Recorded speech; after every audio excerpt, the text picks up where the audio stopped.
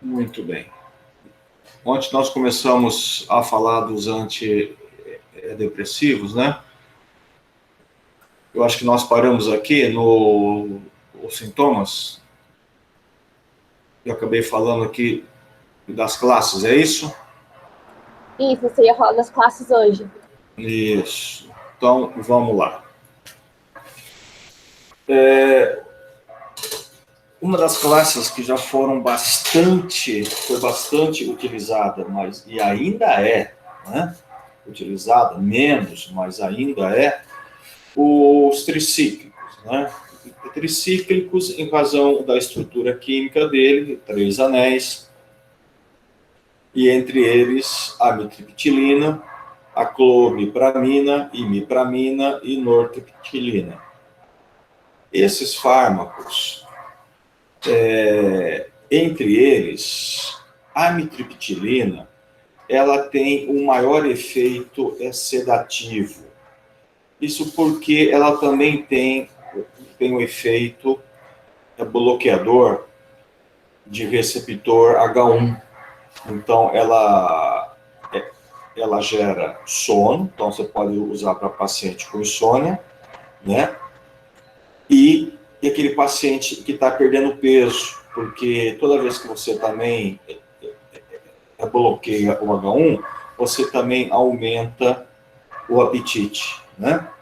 Então, esses fármacos acabam gerando mais sonolência e aumento de apetite, aumentando também, consequentemente, o peso. Na realidade, todos eles acabam tendo um pouco desse efeito, tá? A amitriptilina, que tem um efeito um pouco mais acentuado, mas todos eles acabam tendo a mesma coisa. É comum os pacientes que fazem uso de tricíclicos, eles acabarem ganhando peso, né, por causa disso daí, desse aumento de apetite, né? E a amitriptilina, a nortriptilina, especialmente a amitriptilina, muito ela também em doses baixas, né, se não me engano, eu já comentei isso ontem com vocês, para a pacientes, né, com dor, né? A amitriptilina em dose baixa, ela ajuda, né, a inibir a condução da dor. E isso acaba sendo muito válido, né, para paciente com dor crônica, com dor muscular. Então, a gente está usando muito. Quando eu falo dose baixa, só para vocês terem a noção, o triptanol, né, a dose clínica dele é de 75 a 150 miligramas. Para efeito para potencializar analgesia, essas coisas, a gente usa em torno aí de 20 miligramas, 15, no máximo 25 miligramas. Só para vocês terem a noção, né, quando a gente fala dose baixa, né, para dor, tá? Então, no máximo que se usa 25 miligramas, tá? Então, os tricíclicos, eles bloqueiam a recaptação de nora e serotonina, úteis em baixa dose no tratamento da síndrome de dor, de enxaqueca e outros distúrbios, né, que a gente já falou, certo agora. Os tricíclicos podem precipitar mania ou hipomania em paciente com transtorno afetivo bipolar. Isso é o que nós comentamos ontem, né? Cabe ao clínico diferenciar, cabe ao clínico identificar esse paciente através da anamnese, né? A anamnese bem feita, as perguntas certas, né? Para você saber aí o que esse paciente tem. É importante identificar a bipolaridade para não ter esse transtorno aí, ok? Então, o tricíclico, como outros, também podem fazer a mesma coisa, tá? jogar esse paciente para uma síndrome de mania. Os tricíclicos entre os efeitos adversos. Efeito bloqueador de receptor muscarínico. Histaminérgico, adrenérgico alfa e dopaminérgico. Vejam bem, tá? Os outros efeitos, então, que esse fármaco tem. O histamínico, que a gente já comentou, né? Gera sonolência, aumenta o apetite, é até um efeito que a gente aproveita, né? O bloqueio muscarínico, alguns pacientes reclamam, quando começam a utilizar, reclamam muito de boca seca, né? Pele seca, pode ter constipação, o intestino não está funcionando bem, paciente mais idoso, homem, fala, eu estou com dificuldade de urinar, tudo por bloqueio muscarínico. Os geriatras não gostam, não prescrevem esses tricíclicos para idoso, principalmente pelo efeito bloqueador muscarínico. Lembra que nós já comentamos isso em outras oportunidades, né? O muscarínico, ele tem a ver um pouquinho com a demência, né?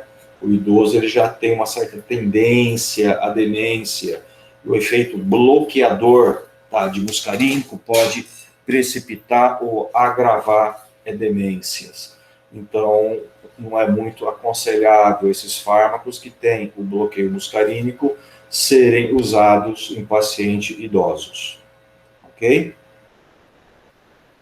Cardiovascular. Afetam os canais de sódio semelhante à quinidina. Atraso potencialmente letal na condução. Então, ele pode ter aqui, tá, um retardo de condução, pelo bloqueio também muscarínico, né? E bloqueio alfa. Devem sempre ser prescritos com cautela em pacientes com risco de suicídio e efetuar sempre um eletrocardiograma para excluir as possibilidades. Muito bem. Então, efeitos indesejáveis. Veja o que esses fármacos podem produzir. A nível de SMC, podem jogar aquele paciente para mania, né?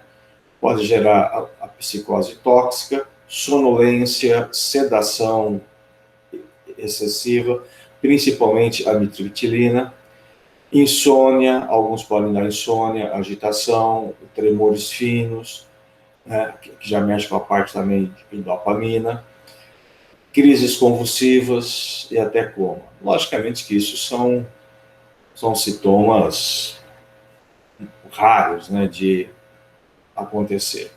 Agora, a nível de SNA, boca seca, né, a dilatação pupilar, visão turva, agravação de glaucomas, retenção urinária, constipação, impotência, ilho paralítico, tudo isso pelo bloqueio muscarínico, tá? Bloqueio muscarínico.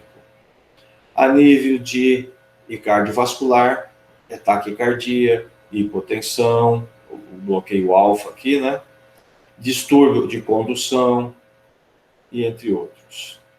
Mas isso aqui é mais raro, tá, gente? O que acontece muito são principalmente esses efeitos a nível de SNA. Isso aqui acontece bastante. E o SNC também, alguns efeitos aqui pode ocorrer com mais frequência. As contraindicações para os tricíclicos absolutas: glaucoma de ângulo, não é ângula, fechado, hipertrofia de próstata e certas patologias cardíacas, insuficiência cardíaca e tal. Então, não pode ser é prescrito, contraindicação absoluta. As relativas, insuficiência coronariana, aterosclerose, flebite, epilepsia, insuficiência hepática, tal, isso aí vai muito no quadro clínico. Confusão mental em idoso não constitui contraindicação absoluta, mas exige redução de dose. Lembra que eu falei, o paciente idoso ele está mais suscetível ao bloqueio colinérgico. Falei que os geriatras não prescrevem esses fármacos para idosos, tá? Não gostam. Em pacientes epiléticos, se houver agravamento, deve-se interromper o tratamento. No primeiro trimestre da gravidez, é desaconselhável, né? Não existem provas de sua teratogenicidade. Não tem prova, tá? Mas deve-se evitar, justamente porque você não tem prova que provoca, mas também você não tem a segurança que não provoca. Os IMAL. Os IMAL, eles hoje são muito pouco utilizados, pouquíssimo, né? É um caso muito específico e tem toda aquela desvantagem que eu comentei com vocês ontem, a restrição alimentar, né, que precisa ser feito, tudo aquilo. E normalmente, né, os IMALs irreversíveis e não seletivos, o grande preocupação é a hipertensão arterial. A gente chama de efeito queijo, tá? Esse efeito queijo é provocado pela tiramina, né? Lembra que nós comentamos ontem, né? A tiramina, que aumenta a oferta de noradrenalina. Então, o IMAL irreversível, ele pode gerar esse efeito queijo. E aí você precisa fazer abstinência de vários alimentos que contenham a tiramina.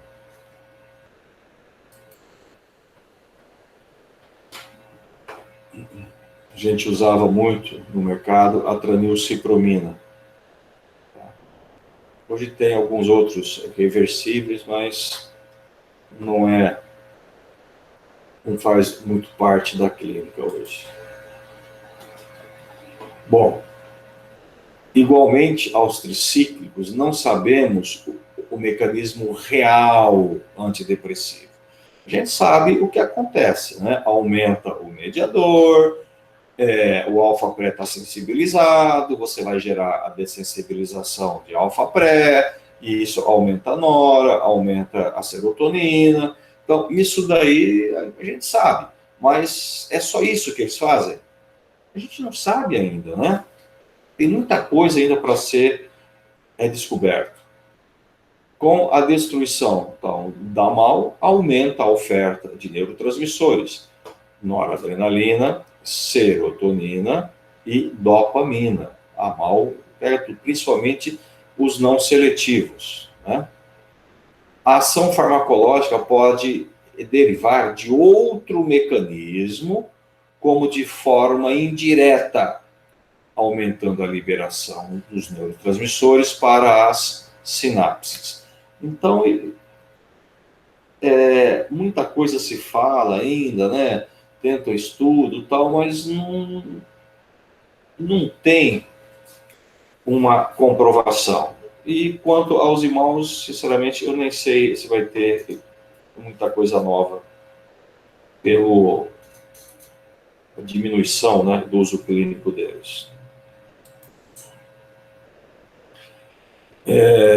O IMAL pode interferir na metabolização de barbitúricos, de cocaína, né, o que vai prolongar a ação, porque a MAL é uma enzima, né, que vai fazer a metabolização desses fármacos, principalmente a cocaína. E se você inibe a MAL e usar essas drogas, você vai ter um pico muito alto e pode ser muito perigoso. Potencialização das anfetaminas A gente praticamente não usa mais, né, as anfetaminas. A gente usa hoje a sibutramina, mas a anfetamina foi bastante usada aí para a moderação de apetite, né? As anfetaminas também são fármacos que bloqueiam a recaptação de noradrenalina, serotonina, né? Aí você imagine, ela já inibindo a recaptação, você inibindo a MAO, você tem aí um pico adrenérgico extremamente perigoso, tá? Muito perigoso. E sem falar a nível de dopamina.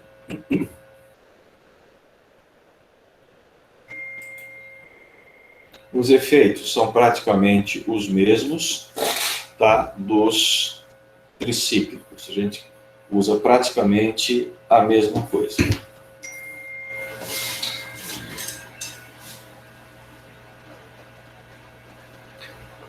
Muito bem. O tratamento das reações adversas depende muito do tipo e da gravidade da reação, né? Num caso mais agudo, você vai ter que fazer a lavagem gástrica e um suporte cardiovascular, manutenção do equilíbrio hidroeletrolítico, né? Estimulação central intensa, você tem que suspender o tratamento imediatamente. E as crises hipertensivas, você tem que tratar com fármacos antihipertensivos. Então, o tratamento é bem pontual.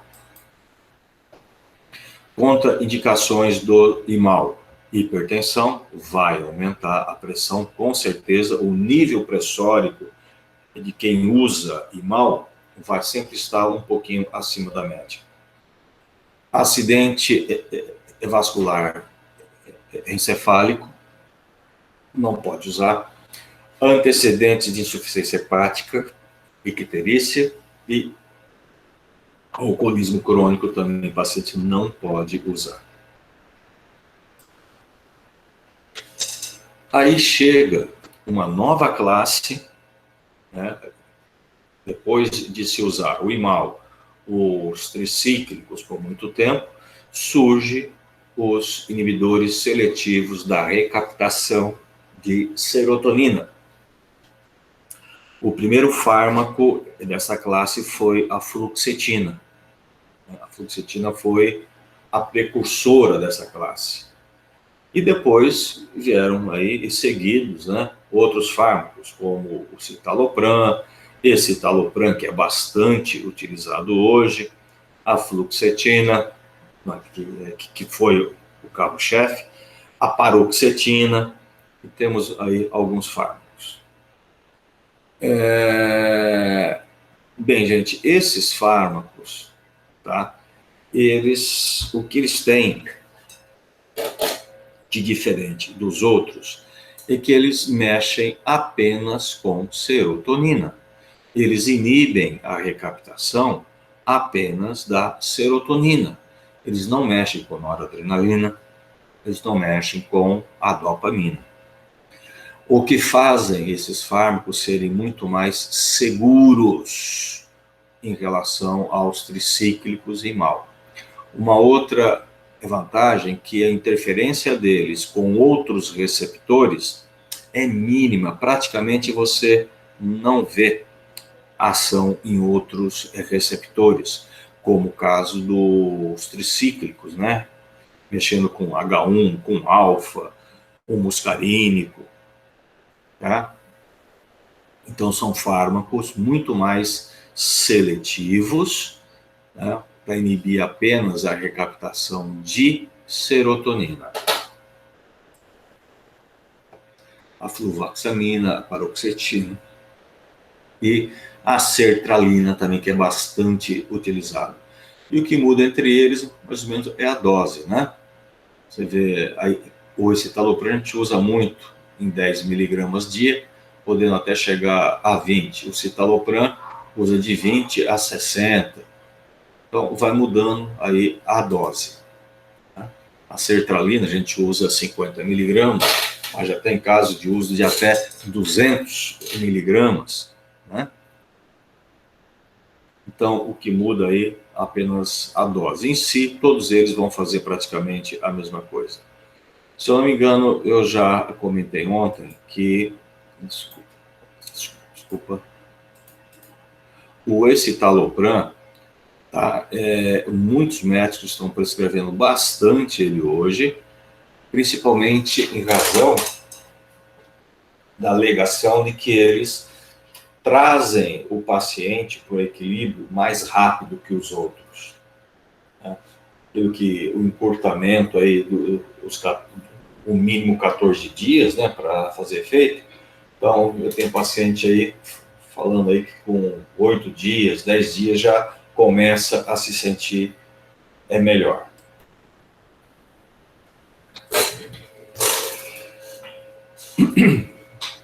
Tem ação seletiva, bloqueando a recaptação de serotonina, né, nos receptores 5-HT1, 5-HT2 e 5-HT3.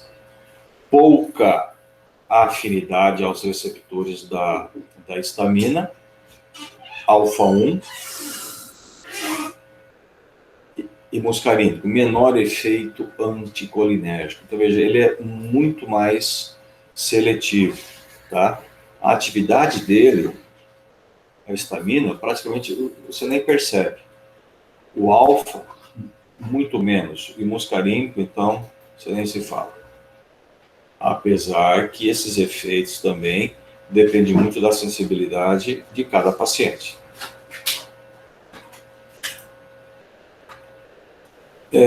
Eficiência semelhante aos antidepressivos tricíclicos, porém, em primeira linha no tratamento da depressão, bem como ansiedade e transtorno obsessivo compulsivo, devido à sua maior seletividade e reduzido efeitos adversos. Então, essa classe, quando começou a ser utilizada exclusivamente na depressão, e aí foram vendo que surgiam outros efeitos benéficos, principalmente com relação à ansiedade. Então, por isso que hoje se usa muito esses fármacos na tentativa de controlar a ansiedade. Muitos médicos estão preferindo não prescrever o benzo e começar a prescrever o inibidor seletivo da recaptação de serotonina. Tem dado um resultado, obviamente, né? E o reduzido efeito adverso que eles vão promover. Então, tem crescido bastante o uso dele para isso. E acabou também sendo testado e com resultado positivo em outras situações, como no caso de pânico, no caso do toque, o transtorno de estresse pós-traumático, a bulimia está sendo utilizado também. Então, ele acabou ganhando aí várias outras indicações clínicas. A gente usa muito eles hoje.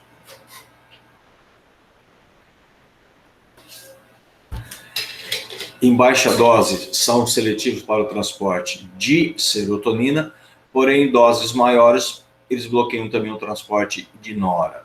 Por isso que precisa trabalhar bem com a dose desses fármacos. A hora que você aumenta muito a dose, ele pode perder a seletividade. Os inibidores seletivos não possuem cardiotoxicidade significativa e não possuem ligação significativa aos receptores muscarínicos, alfa, adrenérgico, histaminérgicos e dopa. Então, o que a gente já comentou, né? Eles são muito mais seletivos à recaptação de serotonina, não interferindo em outros fármacos, não interferindo em outras ações. desculpa, de outra forma, em outros receptores, desculpa. Isso faz dessa classe uma classe bastante segura, a gente usa bastante ela.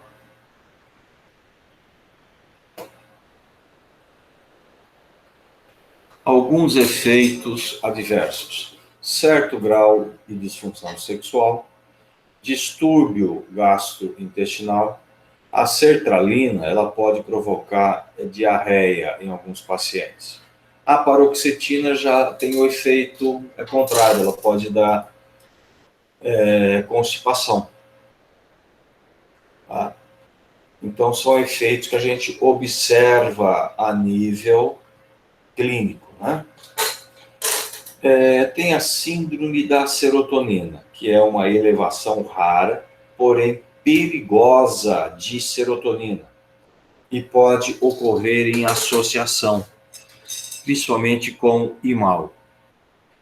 Essa síndrome serotoninérgica, que a gente chama, ela gera uma hipertermia, rigidez muscular, mioclonos, flutuação rápida do estado mental e dos sinais vitais, e pode levar à morte.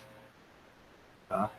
Então, é muito perigoso associar antidepressivos. Apesar que alguns médicos, eles costumam associar, associar fármacos que ele acha que produz um efeito melhor antidepressivo, mas ele associa um outro para dar um pouco mais de sonolência, aquele paciente para dormir melhor, para aumentar o apetite. Então, acabam tendo aí associações. Mas o médico precisa avaliar muito bem a dose. Tá? A dose é importante na associação, para não se ter aí essa síndrome serotoninérgica, para não ter esse aumento brusco de serotonina e levando às complicações, como a hipertermia, né? Isso aí é muito grave.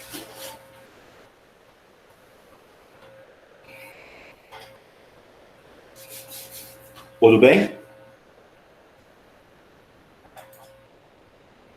Tudo certo. Pode causar vasoespasmo em uma pequena porcentagem de paciente. Tá? Então, esse vasoespasmo é uma reação que a gente não espera, né? Porque esperar uma vasodilatação, até você pode esperar, porque a tendência desses fármacos, com aumento de dose e tal, é provocar bloqueio alfa também, né? Mas não, aqui aumento, tá, do vasoespasmo, tá? Como os tricíclicos em mal, os seletivos também podem causar a mudança da depressão para mania ou hipoemania em pacientes com transtorno bipolar. Então, veja, praticamente todos os antidepressivos podem jogar esse paciente bipolar numa crise de mania. Por isso que é importante, né, a anamnese, por isso que é importante o médico investigar, observar, né, para não cair numa traição dessa aí e cometer um erro desse. Contraindicações. Uso concomitante com IMAL, então é muito perigoso, você pode ter síndrome serotoninérgica, confusão mental, excitação, sudorese, tremores, incoordenação e hipertermia. Então, isso é perigoso, esses efeitos são perigosos. Tem que tomar muito cuidado nessa associação.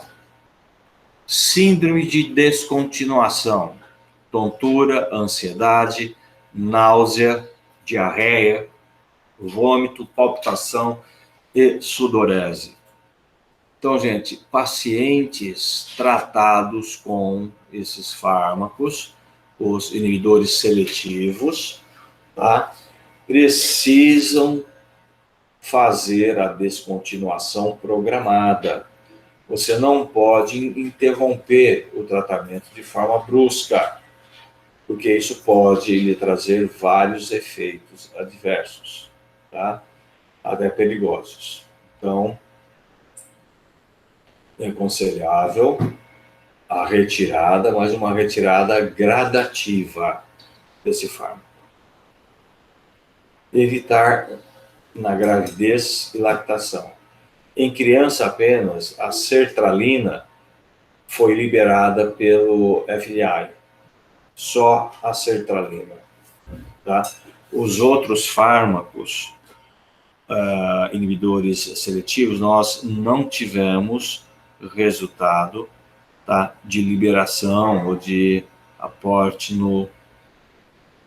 para autorização, né? Então, somente a sertralina que teve essa liberação.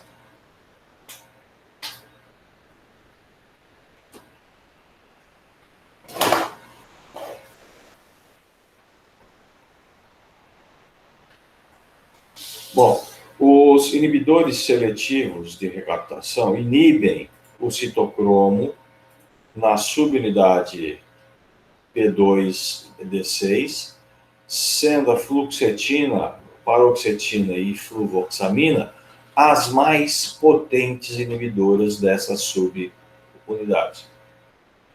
A fluvoxamina aumenta a síntese plasmática da ateofilina, da cafeína, propanolol, diazepam, alprazolam, clozapina e varfarina. Ela aumenta os níveis plasmáticos desses fármacos. Então, você precisa tomar um cuidado quando está fazendo uso desses fármacos e for fazer uso da fluvoxamina, tá? Então, ela é uma inibidora enzimática.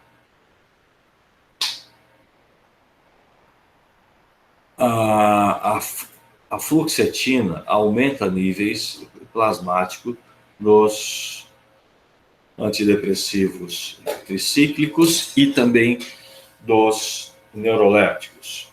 Os neurolépticos é uma outra classe de fármaco de ação central que a gente vai estar falando na nossa próxima aula. Citalopram, escitalopram, sertralina são considerados mais seguros em pacientes polimedicados. Então, em pacientes que fazem uso de vários medicamentos, o médico deve dar a preferência por esses daí, porque esses daí são o que oferecem menos risco para os pacientes.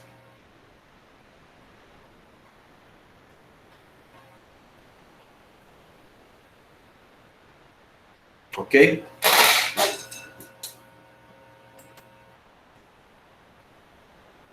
Existem também alguns fármacos que são inibidores da recaptação de serotonina e de nora. Mas então é um tricíclico? Não, ele não é um tricíclico. Ele faz a mesma coisa, só que a estrutura dele é diferente. São outros fármacos, é uma outra estrutura química. E nós temos aí a venlafaxina e a duloxetina, que são fármacos, então, que fazem o bloqueio de recaptação de serotonina e de nora. A venlafaxina e a duloxetina vem sendo utilizado no tratamento da dor neuropática e de outras síndromes de dor além da depressão. Então, esses fármacos resultam numa boa atividade, né, de potencializar a analgesia de outros fármacos. Você normalmente não fica contando apenas com a ação analgésica desses fármacos. Você usa uma meia, outros fármacos. Desculpa, eu estou lendo aqui uma coisa, acabei falando outra. Oh, meu Deus do céu. Vem sendo utilizado para dor, né? Porque esses fármacos, eles acabam sendo, de uma certa forma, produzindo menos efeito adverso que os tricíclicos, tá?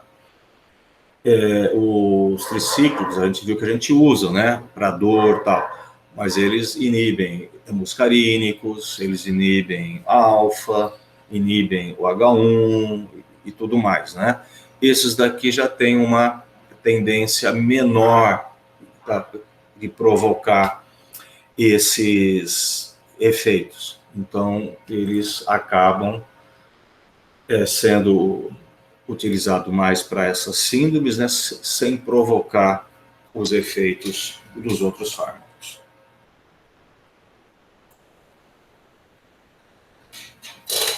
E aí, gente, os atípicos. Esses atípicos, eles acabaram surgindo aí. O precursor foi a bupropiona, né? Depois veio a mirtazapina, a nefazodona, a trazodona. São fármacos que acabaram fugindo, né, do tradicional, por isso que foram chamados de atípicos. Que nem a bupropiona, praticamente ela não mexe com a serotonina, ela não mexe com a noradrenalina um pouco, mas ela mexe mais com a dopamina. E a mirtazapina, ela é uma agonista de alfa-pré. Quer dizer, então muda um pouquinho o estilo, o alvo, né, de ação, por isso são chamados de atípicos. A bupropiona atua no aumento da serotonina, mas muito pouco. Ela atua mais a nível de dopamina, tá? Inicialmente, ela foi muito utilizada para a depressão com alto nível de ansiedade. Então, se usava muito a bupropiona. É um antidepressivo com menores efeitos adversos sexuais, menor indução para mania, interessante também, e principal contraindicação consiste na presença de distúrbios compulsivos. A bupropiona, pelo aumento da dopamina, tá, ela acaba aumentando um pouco o seu estado de recompensa, né? Deixa eu ver aqui se vai estar falando. Então, deixa eu falar um pouquinho mais dela aqui. E a bupropiona, ela acabou sendo utilizada para o tratamento do tabagismo, né? Para quem quer parar de fumar, ela entrou aí no tratamento, porque ela aumenta o grau de recompensa, né? A satisfação pelo aumento da dopamina. E funciona bem. Ela tira aquele estado de ansiedade, aquela falta que você tem, né? A nicotina. Então isso aí te ajuda muito a você a vencer o vício, né?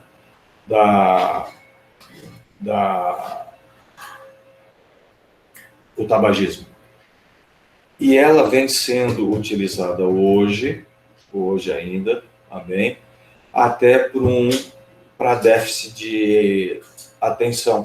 Tem alguns médicos que estão utilizando a bupropiona para isso. E alguns endócrinos também gostam de usar a bupropiona como moderador de apetite, para controle de peso. Ela, pelo aumento leve de serotonina e dopamina, ela aumenta um pouco a saciedade, dá aquele estado confortante, né? Eu falei agora do cigarro, aumenta a recompensa e tal.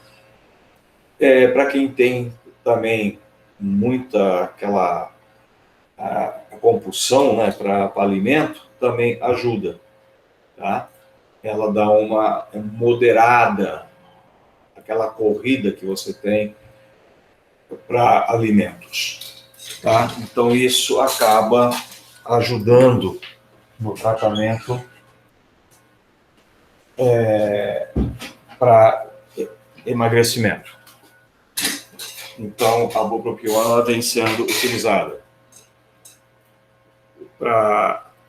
junto com outros fármacos, né, para emagrecimento e para também déficit de atenção e também para combater o tabagismo, ok? Além de antidepressivo. A mirtazapina, ela tem uma característica importante, né? Ela bloqueia receptores serotoninérgicos. Eu falei uma coisa, falei besteira para vocês, eu falei que ela era uma agonista alfa-2, né? Não, ela bloqueia, tá? O pré-sináptico, o alfa-2. É essa a diferença, eles agem a nível de receptores, não interferindo na recaptação. A mirtazapina acabou ganhando aí a graça de muitos médicos, inclusive das geriatras, tá? Por ser um fármaco que tem demonstrado uma certa segurança, tá? E ele acaba sendo também um sonífero muito bom e estimulante de apetite pelo bloqueio de H1, o que torna um antidepressivo particularmente útil para a população idosa. É um fármaco seguro, tá? Gera sono e aumenta apetite. Então, muitos médicos estão prescrevendo a mirtazapina para o idoso, tá? Que normalmente o idoso, né, ele entra naquele estado depressivo, né? Ele tem insônia ou tem uma certa dificuldade para dormir e perda de apetite. Isso é muito perigoso para o idoso. O idoso precisa dormir, precisa se alimentar, né? Então, a mirtazapina, ela cai como uma luva nesse público-alvo aí, o idoso, tá? É um fármaco seguro, pouquíssimos efeitos adversos e gera sonolência, aumenta a fome e tira o indivíduo da depressão, tá? Então, a mirtazapina é um atípico.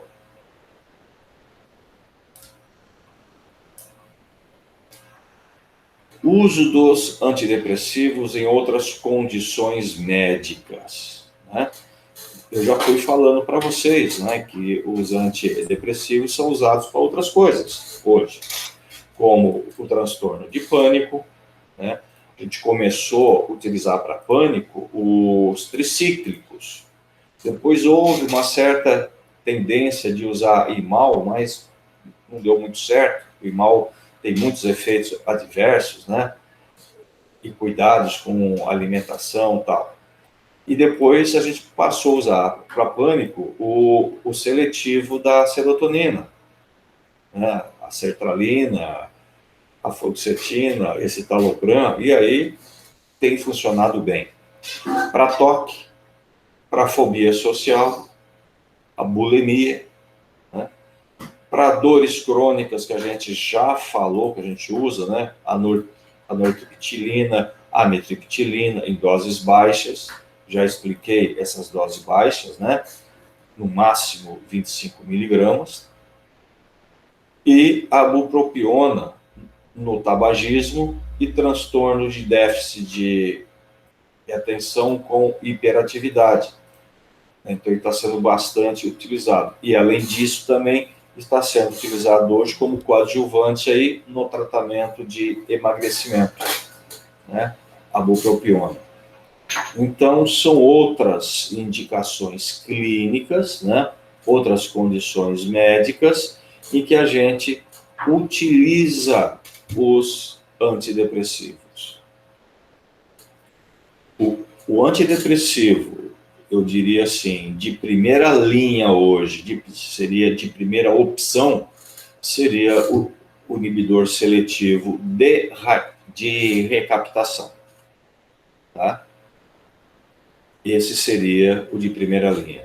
Evidentemente, né, que o médico vai ter um arsenal aí para escolher, né, e dependendo do quadro clínico, mas entre os mais prescritos hoje são os inibidores seletivos da recaptação de serotonina. Ok, gente?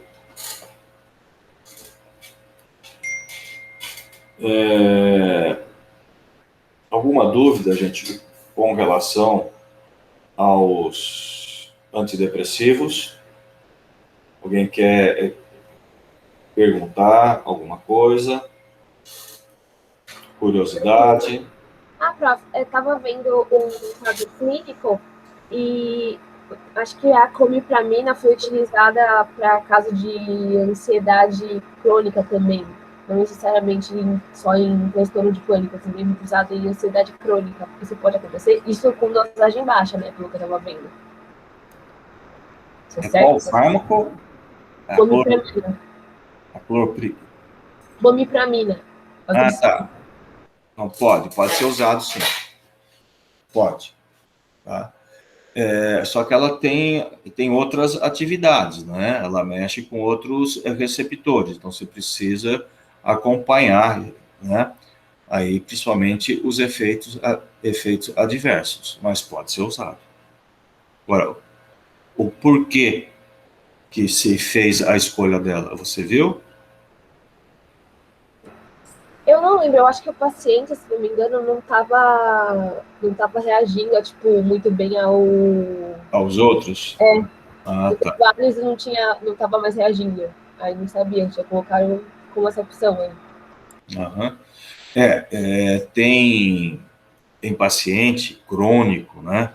Paciente que tem a depressão crônica e tal, às vezes ele não responde bem aos medicamentos tradicionais, né? Isso acontece, tá? Aí o médico precisa ir buscando outras opções. Isso, realmente isso acontece mesmo. Ok? Ok, obrigada, prof. Gente, eu queria falar com vocês sobre. Lembra daquela apresentação do caso que a gente vai ter que fazer? Sim. Vocês estão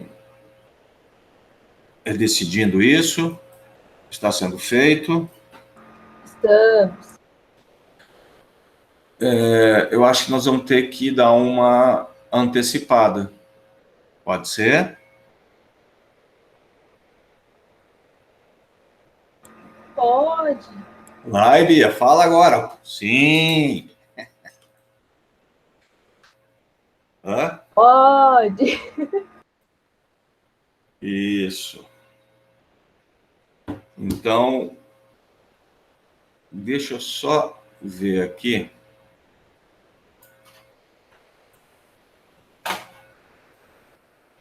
Eu vou interromper essa gravação.